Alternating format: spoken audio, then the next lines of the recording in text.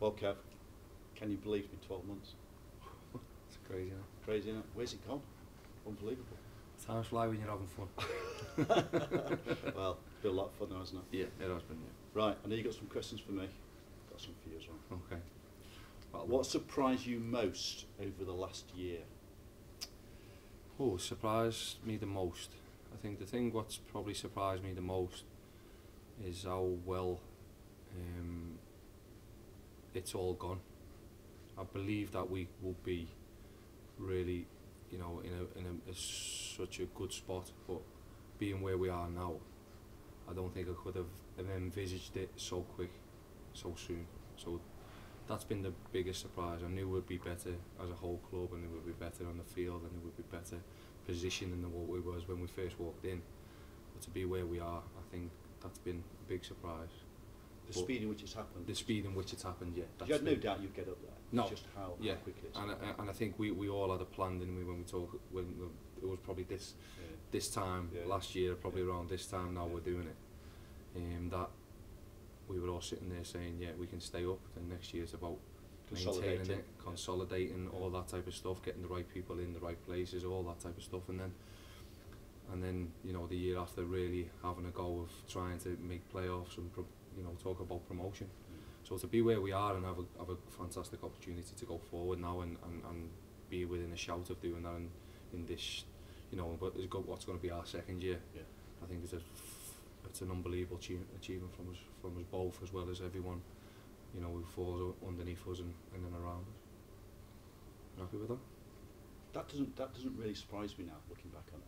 You know, we're both. Yeah, but when you think about two people who have just come together and only known each other for 48 hours, we did believe in each other. Yeah. But sometimes after a year, it go, hang on a minute, what he said wasn't right. But to back it up the way we have and to be together and stick together, I think your time in football has been really, really good, and everything seems so rosy that you've got some bad ones to come. You think it's so easy. It is though, isn't it? Isn't it what it's all about? Yeah, I know. Listen, but it's down to hard work, Yeah, and I think it starts from yourself and myself. That the reason why we sit in this fantastic room is because of your vision, and the reason why we probably sit in second place is because of your backing and my vision and how we've done it. I think what surprised me most, I don't know if it's one of your questions, so perhaps we give just something to go along, is I thought that football generally is a bit like, you know how school teachers have got get bad press, they've got so many holidays and they don't do anything. You know, in reality, I've got a daughter who's a school teacher, and she spends hours and hours at night and weekends doing all this hard work. I thought that football was a bit like that. So you guys train for 2 hours a day, and then that's it. You go off and play golf all afternoon, and you're there till 8 o'clock every night. Yeah. So it's brilliant to see that commitment right through the club. Yeah. Not just a little bit here, but there right the way through at every level. Yeah, I totally agree. I think when you're a footballer, it's so different because you have yourself. You know, you look after yourself. Yet when you walk in, but it's all about you making sure that you're ready for Saturday or you're ready for the next training session. You prepare right for everything. Whereas a manager, you're looking at the whole spectrum, the whole thing. You know, you can never switch your phone off and have 2 hours to yourself or 3 hours to yourself, because you turn it back on and bundles of messages. Please call me. This has happened. This has happened. You know, so it is similar to being a school teacher, if you like, in that. Just that we don't get the 6 weeks off like they do and the 4 weeks off at Christmas. So I'm not going to quite say that we're exactly like them. Right, I've got one for you here. Okay. Yeah, and I don't think you'll be able to do it, but I think you can have a bit of time to think here. Describe the past year in just 3 words. Describe the past year in 3 words. I can do that. Can you? Living the dream. Oh, quality. That's it. Quality. That. Yeah. I mean, yeah, we are, and because it has gone so well, I think that's absolutely fantastic. Yeah. And I think I think you said it in one of your press conferences. There's going to be some road humps along the way, but touch wood, we haven't had too many yet. But what we've done is created some great foundations that when we do come against them, we're ready. Like the H situation. Yeah. So we was prepared for that. Yeah. We prepared for Forest to pull the rug, and we've gone, right, let's operate plan B, because we know what we're going to do. Yeah, I think it's important. And that's important to have all those plans in place right the way through the business. Perfect. Okay, one for you. If you could liken me to any football manager, who would it be? Oh, that's a good one. I could imagine you being any football manager. I think I would be Kevin Keegan, because I'd play 6 up front. See, this is where now I would go exactly the opposite because I've seen you in your industry and what you do and how you are and how articulate you are with everything. So, although you see football as a hobby, and I think if you were a manager and you were the way you were, I think you'd meticulously plan everything the way you do in your businesses. I think you are quite flamboyant in what you want to do, and you see visions, and so I think you would be quite expansive in your playing sort of terms, but I think it wouldn't be without a lot of dedication towards your job. So I think there's a lot of traits in what Sam's got in you, and I think that's why you're both successful in your areas of what you do, because you know every little bit, and if you don't, you learn it very quick. And I think the biggest trait, or the biggest thing I can say for you, is that in a year where you was in a year ago to where you are now in footballing terms, because everyone can have an opinion and everyone can and see it, but the way you learn things quite quickly and put good people in the right places, that's why I'd say more Sam, because that's what Sam does, and he trusts what is his vision on them and trust them to take his vision forward. So I think that's what I'd say. I'd say you've got a lot of Sam in you. I think I'm more attacking than Sam. You think you're Pep Guardiola, don't you? We'll give you Pep as well then. Right, okay, let's move on now, Pep. I quite like that now, actually. I think I could stick around the club. Right, what has been your favourite game from the past year? Oh, favourite game. Mansfield was special, wasn't it? Yeah. The first game, our first game. I think that was probably my favourite moment. Was how proud we both were walking out against Mansfield in the first game. In terms of footballing terms, coming back from 3-0 down, 40 minutes to go against Cambridge was amazing. We had another one of them, I think, which turned a lot of the crowd last year against Exeter in the last 4 minutes. Yeah. I think that was a big one, down to 10 men. Yeah. As well. Yeah. But I think last Saturday's got a scoop out. Brentford away, Championship club. I think that's the most emotional I've ever seen you. Like drained as well as being a bit, don't really know what to say, not really got much to say. Well, there was so much emotional. I don't know how you cope. There's so much emotional energy. You said I haven't got a heart. That's how I got with it. No, well, we're sending you to the Park Hospital next week, so I'm sure you haven't got one. and I turned around to Fletcher about 30 seconds after finding out, I said, I feel like I need to cry to get it out of my system. I want to cry. And he just turned and said, pull yourself together, big lad. Yeah. Typical Fletch words. No, but I understand, because and I think you say I'm quite calm in that, but I always feel that I've got to show the lads that I'm in control, and that I don't get, I find it really hard when I lose, or if I feel that I've lost control in a game. I don't think I have yet. I've lost it a couple of times in my career, probably a handful of times, in which has been a long career, don't get me wrong, but they're the ones where you go back at the end of the game and it really bugs you. So for me, I've been trying to be, calm and have a real steady influence.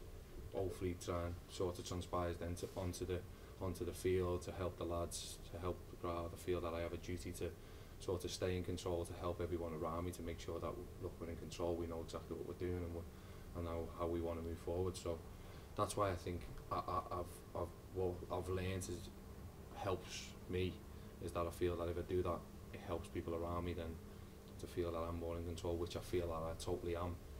So I don't sort of let that bother me, because I've done my work. all week.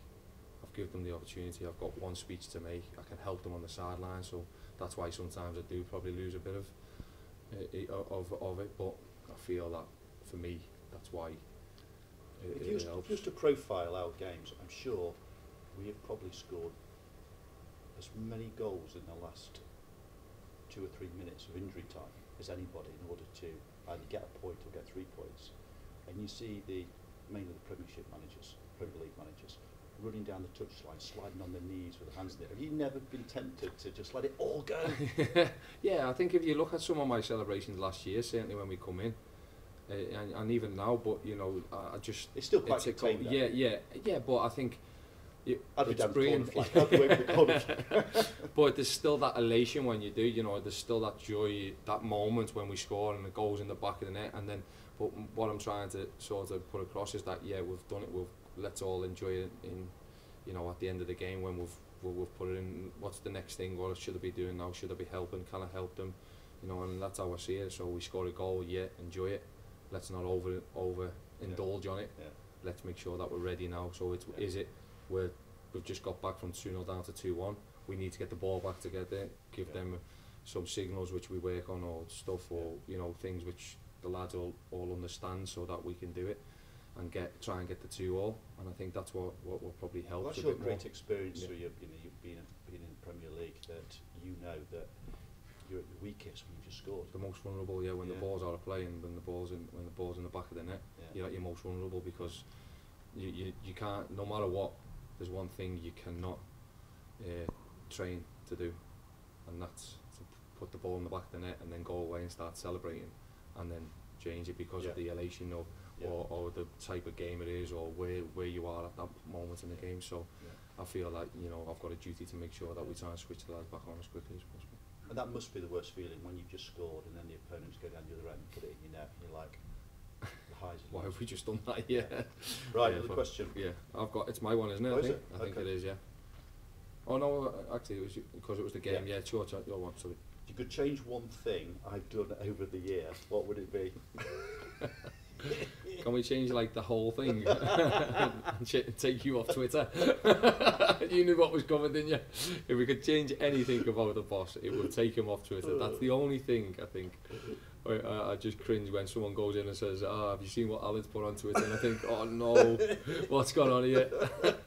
But I must admit, you again, you know, I think you got in trouble a couple of times on it, but I think I'm more measured now than I used to be. a lot more. And again, it's what we relayed to earlier, is because you learn very quickly, and you know, I think you learn that now, being in the spotlight, everyone's sort of dissecting everything you say, so you've just got to be careful. And that's been a huge learning lesson for you. Learning curve, Okay.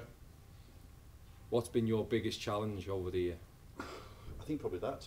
I think it's recognising that that whatever I say and do will be dissected by so many people. And I'm not used to that. I mean, you know, running a business, to a degree, you can say what on earth you want, and there are no ramifications. And you're probably the only time you is when you sort of go home and you sort of think, I shouldn't have really said that today, and you can go in and apologise, and then it's all forgotten about. And I've done that as well.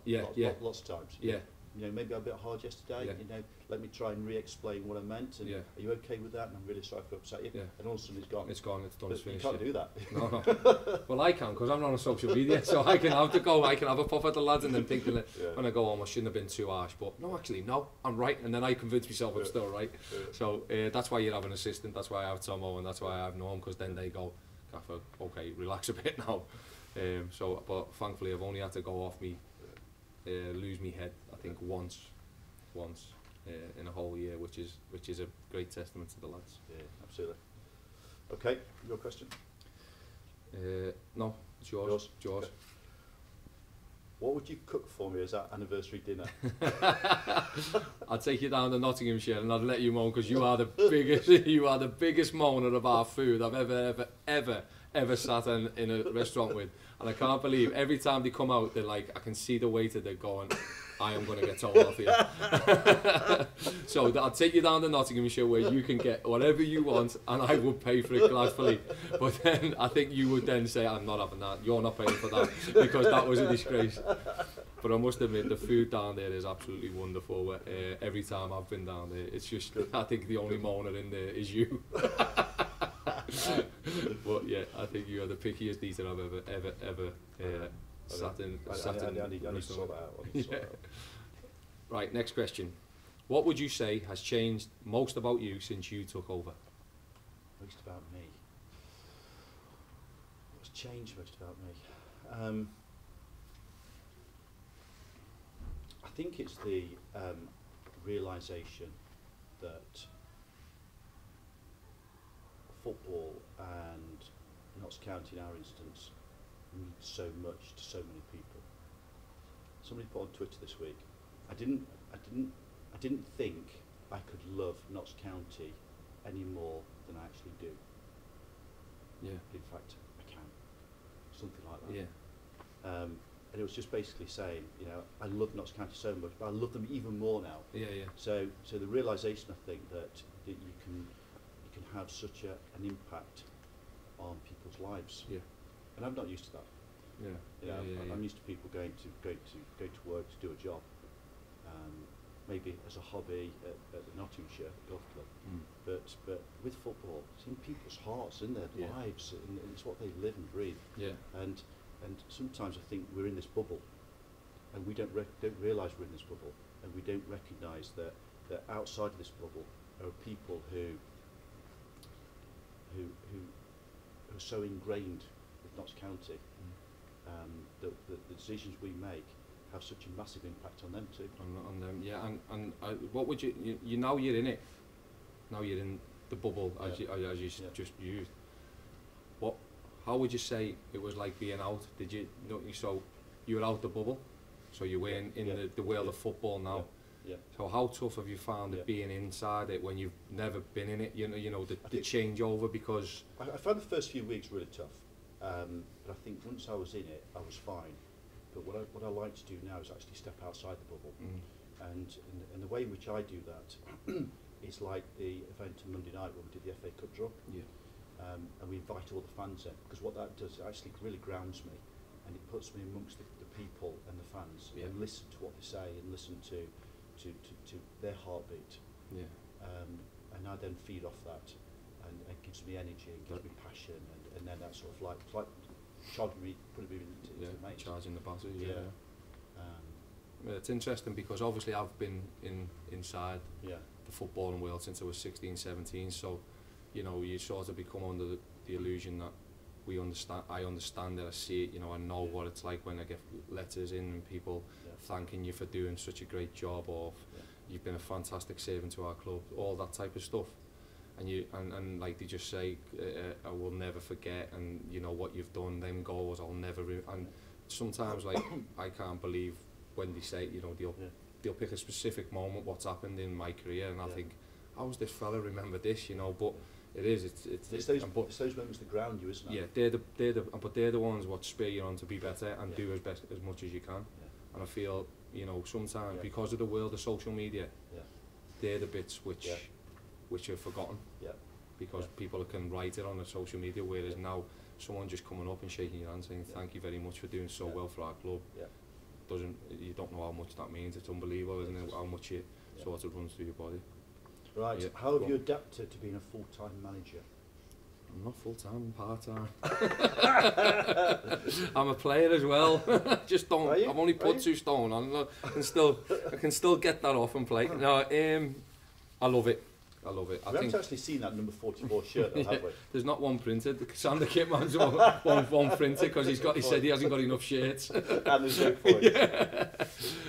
No, we never say never, but I've loved every minute of it. I think I've said it many times in all my presses. The opportunity you've given me, and you know, I think I promised you that night that I'll give it everything I've got. Absolutely. And I think, you know, hopefully we're reaping the rewards for all the hard work we put in. But I love every minute of it. I've been out of the game I had that sort of 4 to 6 months, if you like, where I didn't do anything. I was going in training, but didn't have that that goal at the end of the week to you know, which now I see and enjoy every weekend. You've got a game to look forward to, or during the week you did not get that buzz. So to have that back. What do you think has been the biggest challenge? I'll tell you, the biggest challenge is when you have to tell a player that you no longer want him. Because I've sort of gone with the mantra that whenever I was a player, I didn't want anyone to sort of, you know, beat around the bush with me. I just wanted them to tell me the truth, because I think I sort of responded well to it, or you know, at least you know exactly where you stand. And I think my philosophy since I walked in the door was always to be honest with the player, so that he knew exactly where he stood with me. If he wanted to know, they can, you know, I think I'm quite an open guy where they can come and knock. They know they can speak to me for anything, whether it be something to do with work related or home life, and I'll give them an honest opinion and answer. Sometimes they might not like it, or they do like it, but I feel the worst thing I do is like sort of telling someone that they won't longer be getting a contract, and I found that difficult in the summer, with it being my first one. But I'm sure, you know, well, I've spoke to managers and they said it doesn't get easier, so I don't think it will, because as I said, I'm quite an emotional lad anyway. So well, it proves you've got a heart. Yeah. So we can scotch those rumours. It's only you who doesn't think I've got one. Thankfully, as long as the missus and family do, I'm halfway there. Oh yeah, there we go. I think I know the answer to this one, but what would you buy me as a present for our 1 year anniversary? And don't say fitness coach. I'd like to buy a number 44 shirt. I never saw you play live. You've never seen me play live, no? Never saw you play live during. Oh no, because you didn't even see me at Doncaster, did you? Because you come at half time and we were already 4-0 up. And I decided to sub myself because of. So I think I'd get you a number 44 shirt. So at least you just to push me in the right direction. What's been your highlight the past year? Oh, that's a very good one. I think the highlight for me has been, it's been just the whole transformation of where we are now to when we walked in the club. Seeing the club the way it was, you know, and I think you used the term, it was in intensive care, and I think that was probably being a bit kind, if you like, with everything what's gone on. But now, you know, if you put a roll of highlights, you put, you know, the pitch, us getting a training ground, the players we've been able to attract now, the position we were then, the position we are now, you know, the camaraderie within the whole, not only the dressing room, but the club, and now the camaraderie now, which is sort of translating to the fans, which we all just see as it's one, and we want to go. So I don't think I've got one specific highlight. I think I've got a roll of highlights where you can just go bang, that's one, and I think it's because of that. That's why the club's gone so quick, and together we're all going to have a stutter at some point. But I think because we're all together, we'll get out of that stutter quicker than what normally would happen. So yeah, I can't really particularly pick one moment, but yeah, I think all them what I've just mentioned are massive things for me. Big highlights on the pitch in terms of results and performance. One of my highlights off the pitch was actually seeing a Liverpool player sign for us this morning. Yeah. And then again, it just shows, doesn't it? Because they're the ones who are sort of phoning us and going, would you like this lad? Would you? And the difference, what a year takes. And I said, you know, and the difference from January to where we had in the summer, where, you know, January, we were, oh yeah, hold on, we'll call you back. And then we're calling them back, and a couple of hours later, oh yeah, we'll call you back. And then we actually got the hint that they weren't going to call us back then in June and July, where people are willing to help you but not too sure, and said, oh, we'll keep you in our thoughts. And then to now where we're all inundated. I think hopefully, you know, that's going to be first of many. I think we're hoping that, you know, we're not putting no extra pressure or added pressure Matty because he's a fantastic footballer, but it's going to be tough for him because this is his first loan. Yeah. And the first one's always tough. And the first one's always tough, but that's why we rate him so much, because he's had so many good recommendations. But we feel that we can improve him as a player, and he'll go back to Liverpool a better player, and he'll help us get where we belong. So, or where we feel we belong, or on our journey. So, yeah, I mean, that's a big step for us as a club, and you know, hopefully we'll be seeing a lot more Premier League, you know, players, or you know, young players come here now to learn the you know, the men's trade, if you like, now. Absolutely. Yeah. Okay, here's one. If you could liken me to any businessman, who would it be? It was interesting actually, because when I asked you the question just now about what you found the biggest challenge, you started thinking who would I get. that's exactly where my brain went. It's exactly what I thought. You know, who would I like you to like in the business world? So that's uncanny to get across. So 2 people. And don't say Tony down the shop, or Tony behind the bar in the local. So 2 people. One, Alan Sugar. Okay. And the reason for that is that he is known to be very, very honest. Yeah. So sometimes he's brutally honest. Yeah. Yeah. So he goes too far. But that's what I see from you. I see that absolute honesty running through you. So there's no BS. Yeah. You don't fob the players off. They ask you a question, you give it straight. You give them very, very direct answers. Yeah.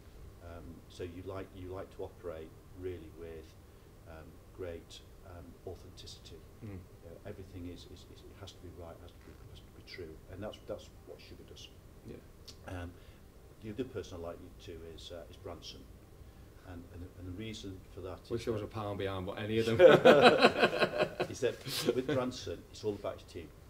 Yeah. Yeah, it's all about the Virgin brand, the Virgin team, bringing them all together, making them a family, and I see so much of that in terms of how you treat the players. You're all in it together.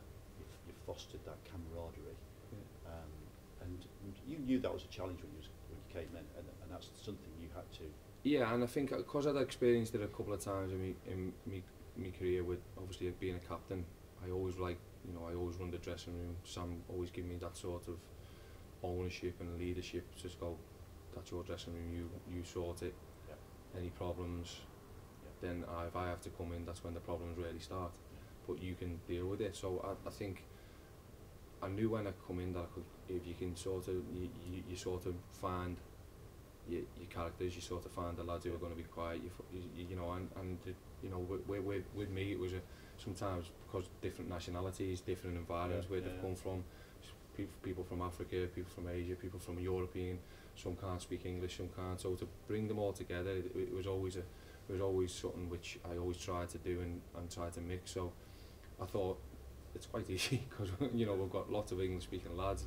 They all want to do well, they're all hard working, you know, they all want to make sure that they try and earn a contract. So for me, when I was walking in, I was like, I said to you, you know, I feel that you've got a good enough group to stay up, and the reason why I believe that is because of the quality they had, but I also knew a couple of the lads, and I also knew that there was some good lads here, and as long as, the biggest thing when you go into a football club, and when I spoke to Sam and when I spoke to Alan Pardew, Chris Hutton, was when you walk in there, there's always going to be people who are not swimming in your direction, or not rowing in your direction, or if it's not going his way, he will stop rowing in your direction.